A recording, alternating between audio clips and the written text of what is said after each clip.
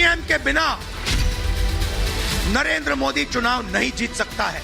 अधूरी हसरतों का इल्जाम हर बार हम पे लगाना ठीक नहीं। वफा खुद से नहीं होती, खता ईवीएम की कहते हो।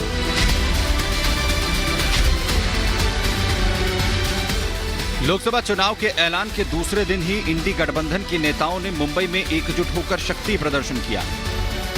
इंडी गठबंधन के नेताओं ने जहां पर बीजेपी पर तंज कसा, तो वहीं ईवीएम पर एक बार फिर से सवाल खड़े किए। देश के धर्म, जाति और उत्तर दक्षिण में बांटने वाले विपक्ष में संविधान को बचाने की कस्में खाई गई। बंगाल और पंजाब जैसे राज्यों में सियासी समीकरण बिगाड़ने के बावजूद इस रैली के जरिए विपक्षी एकता के झूठे कसीदे पढ़े गए। अगर इंडिया मजबूत रहा और हम लोग सिर्फ ये सोच के निकले कि हमने भारत को बचाना है, यहां के आईन को बचाना है, यहां के इंसान को बचाना है। मुंबई में शिवाजी पार्क में इंडी गठबंधन के नेता इकट्ठा हुए थे शक्ति प्रदर्शन करने, लेकिन इस शक्ति प्रदर्शन को देखने वाली भीड़ इकट्ठा नहीं हो सकी। कांग्रेस से जैसे उनके पुराने नेताओं ने किनारा कर लिया, वैसे ही देश की जनता भी इंडी गठबंधन से किनारा करती नजर आ रही है। विपक्ष ने अपनी एकता दिखाने के लिए शानदार मंच सजाया, हजारों लोगों के बैठने की व्यवस्था की, लेकिन अफसोस इस रैली में आधे से ज्यादा कुर्सियां खाली रह गई। इंडी गठबंधन की रैली कुछ तस्वीरें तेजी से वायरल हो रही हैं, जिसमें साफ देखा जा सकता है कि आगे की कतार को छोड़ दिया जाए तो आधे से ज्यादा कुर्सियां खाली ही पड़ी थी। सूत्रों की माने तो मंच के आसपास जो भीड़ नजर आ रही है वो विपक्षी नेताओं के ही कार्यकर्ता थे। ऐसे में अंदाजा लगाना मुश्किल नहीं कि देश की जनता को विपक्ष में कितना भरोसा है। इंडी गठबंधन के नेताओं ने जब शिवाजी पार्क में मंच संभाला तो इनका एजेंडा एक ही था। सभी ने एक सुर में ईवीएम और देश की जांच एजेंसियों पर निशाना साधा।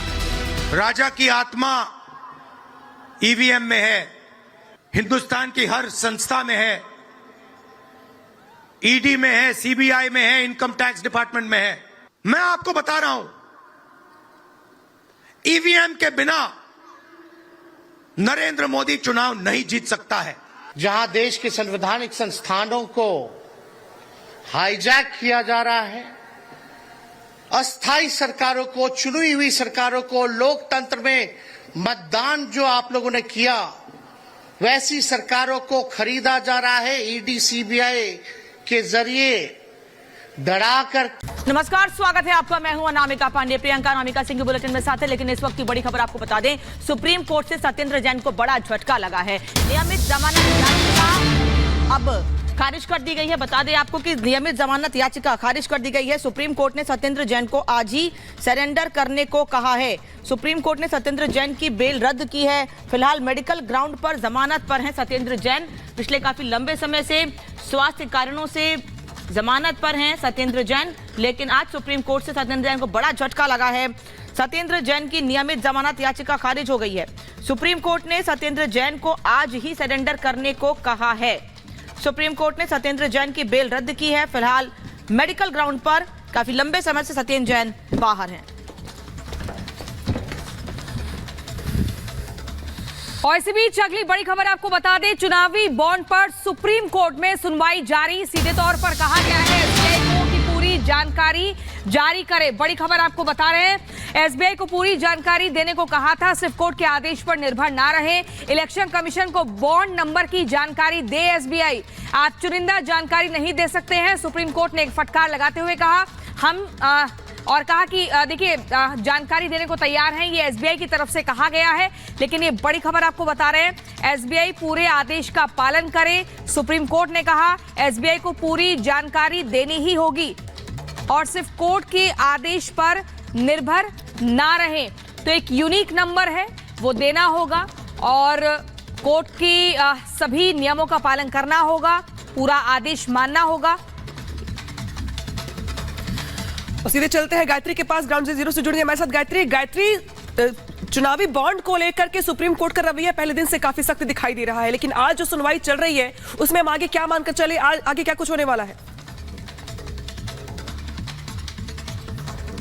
बिल्कुल, देखिए मैं अभी आपको बता दूं, सीजीआई की तरफ से जो कहा गया है उसमें उन्होंने कहा है कि अल्फा न्यूमेरिक रखने का मतलब क्या था, क्योंकि बार बार ये मांग उठ रही थी कि कंपनीज के नाम सामने आ गए हैं जिन्होंने बॉन्ड खरीदा था और किन पार्टीज का बॉन्ड खरीदा था वो भी सामने आ चुका है, लेकिन वो जो अल्फा न्यूमेरिक नंबर है वो कहां है उसको लेकर सुप्रीम कोर्ट की तरफ से आदेश दिया गया था, लेकिन वो जारी नहीं हुआ, जिस पर आज सुनवाई हुई और ये जवाब मांगा गया था एसबीआई से। सीजीआई ने कहा कि अगर बॉन्ड को भुनाया जाता था तो एक ऐसे पता चलता है कि वो फेक नहीं है, क्योंकि तमाम तरह की दलीलें एसबीआई की तरफ से दी गई थी कि आखिरकार बॉन्ड नंबर को, अल्फा न्यूमेरिक नंबर को क्यों छिपा कर रखा गया था, क्यों उसको हाइड रखा गया था।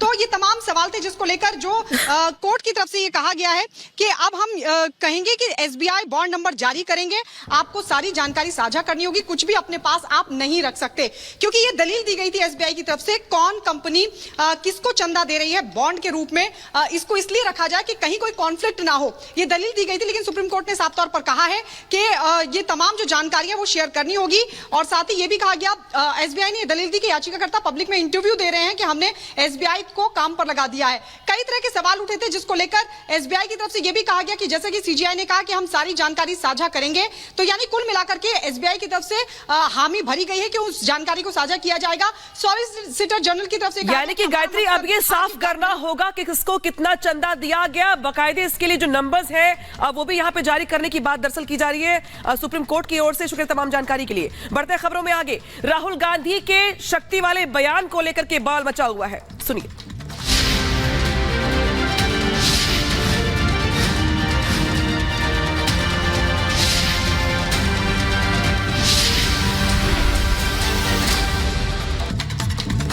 तो लोकसभा चुनाव का ऐलान होने के साथ ही बयानबाजी का दौर भी आगे बढ़ चला है, लिहाजा राहुल गांधी के शक्ति वाले बयान पर बीजेपी की ओर से पलटवार किया गया है और कहा गया कि कांग्रेस हिंदुत्व से ही लड़ रही है। ये बीजेपी की ओर से बड़ा हमला बोला गया है और बोला गया कि कांग्रेस हिंदुत्व से लड़ रही है। उद्धव के सामने हिंदुत्व पर हमला किया गया, हिंदू विरोधी है इंडी गठबंधन, ये भी बीजेपी की ओर से बड़ा हमला किया गया।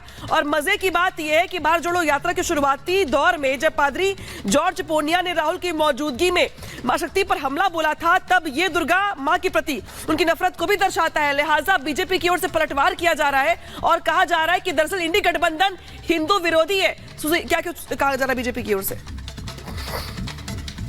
राहुल गांधी उद्धव ठाकरे जी के सामने शिवाजी मैदान में कहते हैं कि हिंदू धर्म में शक्ति शब्द है, हम इस शक्ति के खिलाफ है, हम इस शक्ति से लड़ रहे हैं। मतलब कि हिंदू विरोध किस प्रकार से आज फैल चुका है पूरे इंडी गठबंधन में। उदयनिधि स्टालिन बोलते हैं सनातन को समाप्त करो, ए राजा कहते हैं हम प्रभु श्री राम के खिलाफ लड़ेंगे, हम उनके दुश्मन हैं। और उसके बाद कांग्रेस पार्टी और राहुल गांधी, जिनका तो लंबा इतिहास है हिंदू विरोध का, हिंदू आतंक से लेकर भगवा आतंक, हिंदुत्व, आईएसआईएस, बोको हराम, प्रभु श्री राम के अस्तित्व पर सवाल उठाना, इस प्रकार की बातें करने वाले लोग कहते हैं कि अब वो शक्ति से लड़ेंगे।